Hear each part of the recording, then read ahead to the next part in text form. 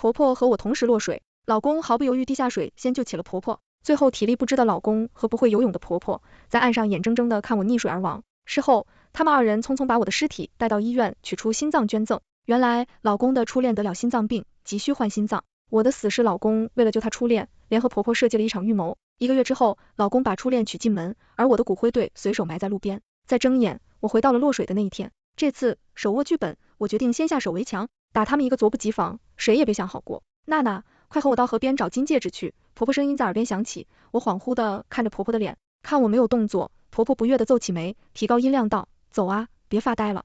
那个戒指可是你死去的公公送我的，是我现在唯一的念想了。听着婆婆熟悉的话语，我知道我重生了，还是重生在落水的那一天。我调整好情绪，赶紧回她说：知道了，我这就和你过去。婆婆看我答应了，似乎想到什么，脸上禁不住露出一些紧张。婆婆对正在旁边收拾东西的周正说：周正，你在这里收拾东西，我和娜娜去就回来。原本在收拾东西的周正停下手里的动作，对着婆婆点头，语气关切地说：妈，娜娜你们都不会游泳，要千万小心啊，河边很容易发生意外的。然后他们二人的眼神在空气中疯狂交流，我假装没有看到，语气焦急地催促婆婆：知道了老公，妈，快走吧，待会天黑了，急真的容易发生意外了。说完我转过深受其脸上的表情，外部朝着河边走去。我忍不住握紧双拳，一想到接下来要发生的事情，我的身体忍不住的轻微颤抖起来。前世婆婆和老公周正偏要带我到河边露营，因为不会游泳，又加上耳濡目染的各种溺水身亡事件，所以我这个是很少回到河边附近的。谁知周正和婆婆根本不考虑我的想法，你看我不愿意去，立马摆着脸同我生气。之前明明是你总抱怨我总是工作没有时间陪你，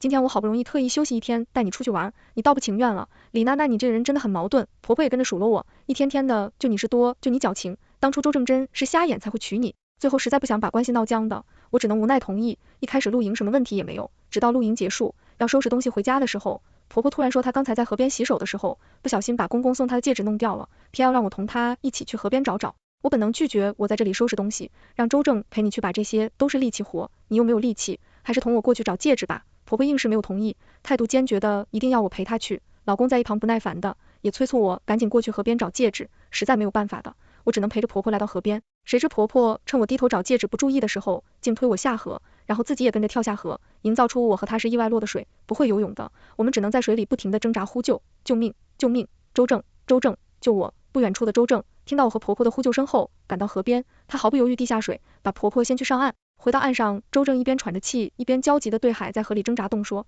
那哪怎么办？我现在已经没有多余的体力再下水救你上岸了。婆婆一动不动地坐在河岸边，嘴上焦急地说：那哪呀？我都说不要来河边露营了，你不听天要来，现在可怎么办啊？然后周正和婆婆就在河岸边眼睁睁地看我慢慢地停止挣扎，一点点下沉。最后一天，我带着不可置信和不甘溺水而亡。事后他们俩人匆匆把我的尸体带到医院，对外说我意外落水溺亡，要捐献我的心脏。死后我才知道，周正在和我结婚的第2年就背着我和他的初恋情人白雪搞在一起了。白雪在1年前被查出得了心脏衰竭的病需，要换心脏，奈何排队换心脏的人实在太多，白雪恐怕坚持不了这么久。周正心疼白雪，借口为我好为由帮我安排的体检，实际上是为了看我和白雪的心脏是否能够匹配。得着我的心脏和白雪的配型成功后，周对我起了杀心，和婆婆谋划的这场让我意外落水溺亡捐献心脏的戏码。1个月后，获得我心脏的白雪健康出院，嫁给了周正，他们过上了幸福快乐的生活。而我的骨灰被周正顺手埋在路边。这次我重生回来，手握剧本，那些害我的人一个也别想好过。我按照上一世的记忆来到落水的地方，假意弯腰低头寻找戒指，等着婆婆出手。婆婆是真的不会游泳，上一世她甘愿冒死同我落水，可以看出婆婆和周正要我死的决心很坚定。回想上一世嫁给周正之后，我对婆婆可谓是如对待亲妈一般好。既然婆婆愿意配合周正伤害我，那此刻就怪不得我了。婆婆果然如上一世一般不动神色地站在我身后，左右观察，确认河边没有其他人之后，向我伸出手想要推我下河。早有防备的我不着痕迹的一个转身躲了过去。婆婆因为太想推我下河时的大劲，没成想扑溜空，脚下控制不住的往前走了几步，在河岸边看看停住了脚步。反应过来的婆婆有些后怕的想要退回几步，我眼睛手快的上前一把把她推下河。我站在岸上假装一脸惊慌，妈妈你怎么落水了？一个戒指而已，你没有必要为了一个戒指殉情的。不会游泳的婆婆在河里拼命挣扎，嘴上不停的喊周正舅妈，周正妈，我知道了，我这就去找周正，妈你坚持住啊，千万不能有事啊。我在岸上焦急的拍着大腿，脚下就是没有任何动作。我心里清楚，周正就在附近。果然婆婆的呼声没喊2声，周正就急火了的出现。周正有些惊讶的看着站在岸边满脸焦急我，又看看落水在挣扎的婆婆，神色凝重的皱了眉，一言不发的立马下水救婆婆。很快2人气喘吁吁的上了岸，看着面前狼对地2人，我忍不住在心里冷笑，表面上却一脸担忧的上前关心。妈，我知道那个戒指对你很重要，戒指找不见了你，也没有必要跳水啊。婆婆一脸怒气，娜娜，你这是什么话？我跳水？刚才分明是你推我下河的。然后婆婆转头对周正说，儿子，刚才是娜娜推我下河的，她这是想要我的命啊。周正闻言抬头看我，眼神里满是质问，我立马委屈哭起来。妈，我怎么会推你下水呢？自从我家里周正以后，我一直待你如自己的亲妈一般照顾，这些你和周正都是知道的，我根本就没有理由推你下水。我转头对着周正继续哭诉，老公，我是什么样的人你是知道的。自从结婚以来，我对你对妈对整个家都是掏心掏肺的好，妈死了我有什么好处？妈身上可没有我想要的东西，你说我会故意推妈下水吗？周正和婆婆不由得都看了我一眼，我只是一脸真切的看着他们，他们看我哭的真切并无其疑。周正脸色难看，嘴唇上下动了几下，终是开口道，你不会。他心里清楚我确实对这家付出了所有，以我上一世的表现，我根本没有理由推婆婆下水，所以他不得不承认，只是他不知道我是重生回来的，我已经不再是他认识的李娜娜，我变了。儿子，你不相信吗？婆婆急了，刚才我确实差一点就掉河里了，但是我停住了，谁知后被人推了一下我就落水了。当时在岸边就只有我和他，不是他推的我，还能是谁？我委屈叹气，妈，你硬要说是我推你下河的，那就是我吧。你高兴了消气了，那我们就去医院检查检查吧，毕竟你年纪大了，身体要紧，没有必要再和我争论这些没有证据的事情了。我上前就要体贴的去扶他起来，却被他用力的一把甩开手。你别在这里假惺惺的对我好，刚才你推我下河的劲可是很大的，你心里肯定想着最好能让我溺水吧。我委屈的看着婆婆，妈，我没有想到竟然是这样想我的。结婚前我就听人说婆婆是不会把媳妇当做自己的妻女儿的，之前我不相信，我和周正结婚后，我想尽办法讨你欢心照顾你，我还到处和人说我婆婆是世界上最好的婆婆，我以为以真心就能换来真心，现在这么看来，我之前的努力都是白费了，在你的心里我始终都是外人。面对我的指责，婆婆越发生气，你少给我岔开话题，你就说到底是不是你推我下水的就行。妈，我真的没有，刚才就是你自己不小心掉河的。妈，你突然冤枉我，是不是我之前做什么事让妈你不高兴了才会这么说的？那我道歉，妈对不起，你别生气了，原谅我吧。婆婆看我一副受了天大委屈不得不认错的样子，更是来气，抬手指着我的鼻子，你妈够了。周正出声阻止，你们能够吵架就说明没事，都给我回家。婆婆还要开口说话，被周正一个眼神看过去，立马不甘心地闭上嘴，只是恶狠狠地瞪了我几眼。周正没再多说什么，心事重重的率先离开。我收起脸上委屈的表情，弯下腰，直勾勾的皮笑肉不笑的对婆婆说，妈，快走吧，落了水被风一吹，你年纪大身体受不了的，小心小病引起大病，命不久矣。婆婆看我突然变脸，明显的慌乱，以你咒我死。婆婆支持我，为了半天才说出一句话。我冷笑着对婆婆做了一个噤声的动作，转头离开。回到家的婆婆立马发烧，不得不在床上躺着休养。周正回家后，和婆婆在房间里待了1个小时左右，出来后对我说要出差1个星期，就收拾东西离开了家。我想周正他们让我落水的计划失败，没有成功拿到我的心脏，他们现在肯定很着急，我猜他们应该很快就会想出另一个取我心脏的办法，我必须比他们快一步。我把上一世发生的事情自此细细回想了一遍，复仇计划油然而生。1个星期之后，周正满身疲惫的出差回到家，我高兴的上前挽着他的手臂说，老公，今晚我们去外面吃吧，吃点好的，我请客。周正对于我的亲密行为有些抗拒，他抽出手，你请客。我神秘一笑，我请客，我有好事要告诉你。我看周正有些犹豫，立马对着他撒娇的说，走吗？我们好久都没有单独出去约会了，你就陪我去吧，我保证有惊喜给你。看我一脸兴奋，或许是对我的神秘惊喜感兴趣，周正终于点头答应。我给自己和周正精心打扮了一番，带着他来到我们市最贵的餐厅，点了个包厢。我把菜单递给周正，老公，你点菜吧，想吃什么就点什么，不用提我省钱。周正挑眉看了我一眼，我对着他确定地点点头。周正不再多说什么，点了几样贵的菜。服务员走的时候特意加了1瓶红酒。周正一看服务员走了，立马出声指责我，李娜娜，你疯了，点这么贵的酒，待会结账的时候别指望我会付钱，你知道的，我每个月的工资都交给你了，我没有多余的钱让你这么挥霍。我毫不在意的丢给周正一个你放心的眼神，然后从包包掏出一个盒子，噔噔噔，惊喜道，我把盒子打开，递到周正面前，劳力士手表。周正惊讶的叫出声，立马迫不及待的拿过手表，自此细细的观察起来。我笑着说，放心，是真的，戴上看看吧。周正闻言，立马迫不及待的把手表戴上手，我忍不住称赞道，好看，我老公果然很适合戴名牌手表。周正被我哄开心了，拿出手机对着自己戴手表的手就是一顿拍照，不用想我也知道，他肯定是想在朋友圈炫耀。说话间，服务员端着饭菜出现，酒足饭饱之后，周正彻底坐不住了，你中彩票了，这么有钱？我摇摇头，我买股票赚钱了。周正狐疑的看着我，我笑了笑，掏出手机给周正看。之前我同事欠我一个人情，给我放了个消息，他告诉我这个千克 A 股之后的一段时间会疯狂上涨，我就买了一点点，没有想到真的涨了，早知道我就多买点了。周正听了我的话，看着我手机上的金额，眼睛飞快的闪过一道光，其实我应该早点告诉你，这个消息让你和我一起买的，但是我也害怕他给的消息不准确，没有想到他给的消息这么靠谱。老公，我知道你一直都有在炒股，你帮我看看这个千颗一股之后还会不会涨了，我还要不要继续买？周正拿过我的手机开始分析起来，以我多年炒股的经验，我劝你见好就说了吧。我露出不甘心地表情，为什么？明明这只股票还是上涨的趋势，要是买了肯定还能挣更多钱，我还打算把所有积蓄都用来买这只股票呢。周正一本正经地说，人不能太贪心的，这次你赚钱就是碰巧而已，下次可能就不会这么好运了，你要把钱都输了，我们以后的日子还要不要过了？看我还是有些不情愿。周正继续说，你别忘了，你手里的钱都是我辛辛苦苦赚来的，不是你自己的钱，我不同意，你继续买你就不能买。最后我惋惜地说，我听老公的，那我就不买了，我先去上个洗手间，回来我们就结账回家。周正点头同意，从洗手间回到包厢，周正的脸上满是抑制不住的兴奋。老公，你脸怎么红了？没什么事，就是刚才你去洗手间的时候，我多喝了几杯红酒而已，你快去结账回家吧，我不再多说什么。我想原来已经上钩了。1个星期之后，我来到白雪的病房，王二话不说，上前对着白雪就是一顿骂，你这个狐狸精，不要脸的小三，勾引别人的老公，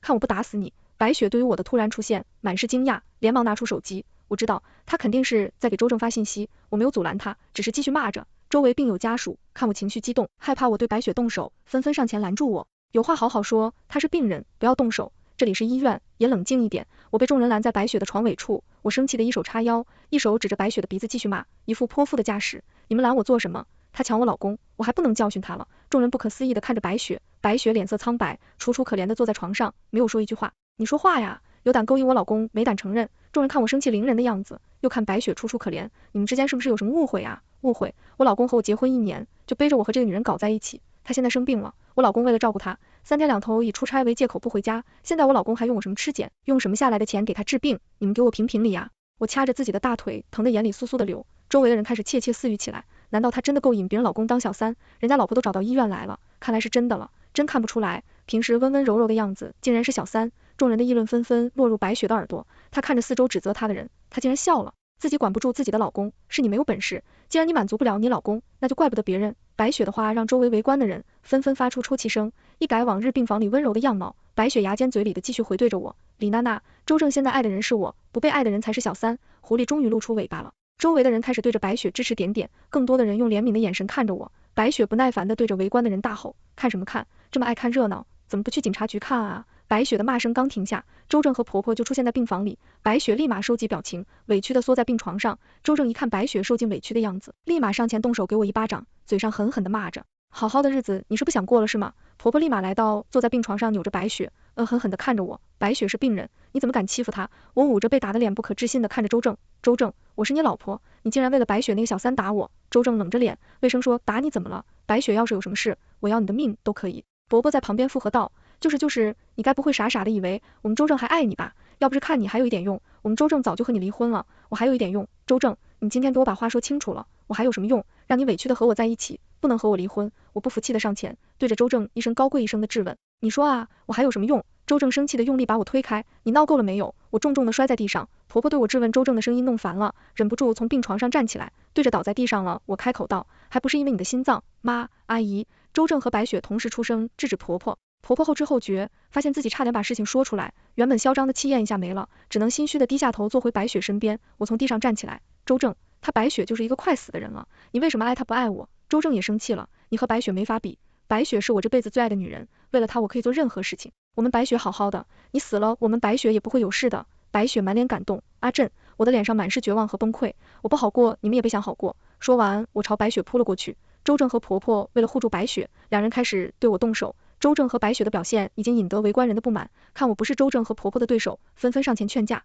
我们的动静不小，有人报警了，很快警察就来了，我被家暴了，我要验伤，还有我要告婆婆伤人。周正明显慌了，我没有。婆婆指着我说，刚才可是你先动的手。我看着他们反问道，先动手的可是周正，我可没有伤到你们任何人，可我脸上的伤都是你和周正打的。两人被我对得无话可说，只是用恶毒的眼神看着我，因为当时有人用手机录下了整个过程，再加上医院的监控录像，周正和婆婆没有办法再狡辩。在警察局里，周正说希望可以和我私下和解，我同意了，说吧，你到底想怎么样？我要和你离婚，离婚后房子归我，只要你同意，这件事就算了。周正愤愤不平地看着我，我只是一脸平静地看着他。婆婆在一旁插话，不可能，房子是绝对不能给你的，麻烦婆婆你搞清楚，现在是你们求着我和解，你们没有资格拒绝。周正一眨不眨地看着我，眼神意味不明，没说同意，也没说不同意，儿子，不能答应他。既然你们没有诚意，那就没有什么好说的了，该怎么处理就处理吧。说完我站起来就要离开，等一下，周正叫着我，我同意。我回头笑着说，明天9点民政局见。第二天从民政局出来，周正突然对我说，李娜娜，你有点不一样。迎着周正的目光，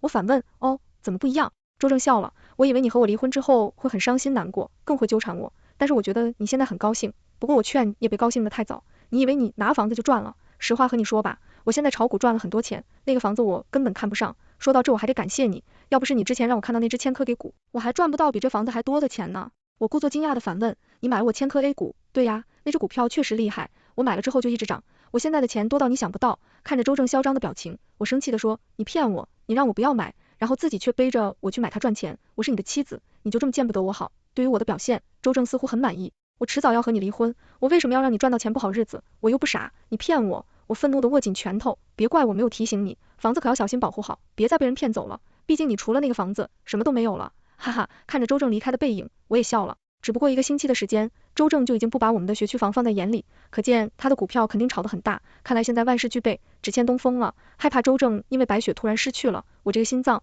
而对自己做出什么不利的事情。离婚后，我立马把房子放上网售买，因为是学区房，我的房子很快就买出去。我拿着卖房到手的200万，躲到了一个安静的乡下，等一切都安排妥当之后，算算日子，应该是今天了。我打开电视机，调到财经新闻频道。最近因为千科集团的负责人涉嫌洗黑钱的问题，导致利好的千科 A 股疯狂下帖，印度股民一片哀嚎，更有甚者因炒股失败欠债跳楼自杀，望广大股民理性炒股。我知道我等的东风来了，想必此刻的周正肯定说连底裤都不剩了。一想到他现在焦头烂额的样子，我忍不住笑出了声。我精心下的这盘棋终于开始有成效了。其实去病房到之前，我就已经去过白雪的病房打探消息，我专门挑白雪去做检查，不在病房的时间过去。我以白雪朋友的身份来看我白雪，发现白雪不在后，有些失望的和隔壁病床的大妈打听消息。大妈是个很能聊天的人，从大妈的聊天中，我得到了关于白雪和周正的重要信息。白雪生病住院的费用，一直都是自称白雪老公的周正帮忙缴的。治疗白雪的病需要花很多钱，周正在照顾白雪的时候，还能够不定时的给她送一些名贵的首饰包包哄她开心。周正是他们公司的财务经理，工资并不算高，为了让我不起疑，他每个月还要拿出一部分钱给我替补家用，加上才1个星期的时间，周正就不把价值200万的学区房放在眼里。综合上述的种种，我可以很肯定，周正挪用了他们公司的公款来付白雪的医药费和用来炒股，而且他挪用的金额非常巨大。我打电话联系私家侦探，打算让他查周正挪用公款的证据，再匿名举报周正挪用公款的事情。只是我没有想到，我还没有等来私家侦探把周正挪用公款的证据，却接到了警察的电话。请问是李娜娜女士吗？我们是警察，请问你认识周正吗？认识，他是我的前夫，他涉嫌一起谋杀案件，先收押在监狱。他说想要见你一面，我答应了。离婚只不过1个月的时间，我和周正在见面，竟是在监狱。我和周正隔着一层玻璃，对面的他剃了一个大平头，胡子拉碴，从前的精神气一点没有了。一见我，周正便激动地说，李娜娜，你故意害我。我不答反问他，你为什么要杀白雪？她不是你最爱的女人吗？你曾经还信誓旦旦地说，为了白雪任何事情都可以做出来。果然啊，男人的嘴骗人的鬼。来之前我就已经打听了，周正在医院用枕头把白雪捂死了，那个女人该死。我挪用公款都是为了给她治病，用公款炒股也是为了能有钱给她换心脏。谁知道当他知道我炒股失败，没有钱继续替他缴费的时候，他就开始换了一副嘴脸对我。周正想到什么，眼里都是愤怒，后槽呀呀的咯咯响。他看我没有钱继续替他缴费，便开始威胁，要把我挪用公款的事情告诉公司。我跪下来求他，让他再给我一点时间去筹钱，继续炒股打翻身仗。可是他不答应。周正没有继续说下去，一脸痛苦的用双手捂住自己的脸。所以你觉得你那么爱他，可他却用你能用公款的事情威胁你，你恨他，所以就杀了他。我替周正把话说完，我不想的是他一直逼我，他太吵了，我只是想让他闭嘴而已。然后我拿起枕头，然后世界就安静了。说到这里，原本痛苦的周正突然整个人平静下来。你为什么要见我？这不是你想看到的结局吗？白雪死了，我要坐牢。我妈因为知道我杀人中风瘫痪。周正看我的眼神异常恶毒，我笑了，杀白雪是你自己做的选择，不关我的事。周正的双眼泛红，狠狠地说，我仔细回想了一下，你从我妈落水那天就开始不一样，你早就知道那个千科 A 股后面会出事，还故意诱导我去买，我猜也早就知道我挪用公款的事情，怪只怪我从来没有怀疑过你。李娜娜，如今发生的一切都是你设计陷害我的，你就这么想让我不好过吗？面对周正的质问，我异常平静地开口，你知道溺水的感觉吗？我没有理会他，继续说，我知道，胸腔里的空气一点一点的消失，无论你怎么张大嘴巴用力呼吸，灌进来的只会是越来越多的水，最后水一点一点的挤满你的胸腔，让你痛苦无比，你会失去意识，没有力气挣扎，然后一点一点沉下水。周正用看疯子的眼神看着我，我不知道你在说什么。我做了一个梦，梦里我被你妈推下水，然后你妈也同我一起落水，我们两个不会游泳的人拼命的呼救，然后你出现了。我故意蹲了蹲，看着周正发白的脸继续说，你立马下水把你妈救上岸，然后你对我说你没有多余的力气救我，最后你和你妈带着兴奋看我一点点的沉下水，你知道最恐怖的是什么吗？周正急了，我不想听，你给我闭嘴。我死后你和你妈带着我的尸体取出我的心脏换到了白雪身体里，白雪因为有了我的心脏可以健康的活下来，还嫁给了你，而我的尸体被你和你妈匆匆火花随手埋在一棵树下。这个梦可真实了，我如同亲身经历了一般。然后梦醒了，你和你妈提议要带我去河边露营，周正和婆婆的计划被我揭穿，她不可置信的摇着头，不可能的，不可能的，你不可能会知道的，明明只有我们3个人知道这个计划，你怎么会？不可能，不可能。我对着周正义正言辞道，人在昨天再看，举头3尺有神明。周正突然颠簸，拼命地敲打着玻璃，嘴里不停地念叨，不可能，不可能。很快，他就被狱警带走了。从监狱出来，我抬头看天，发现外面的阳光明媚灿烂，正如我接下来的生活一般。全文完结。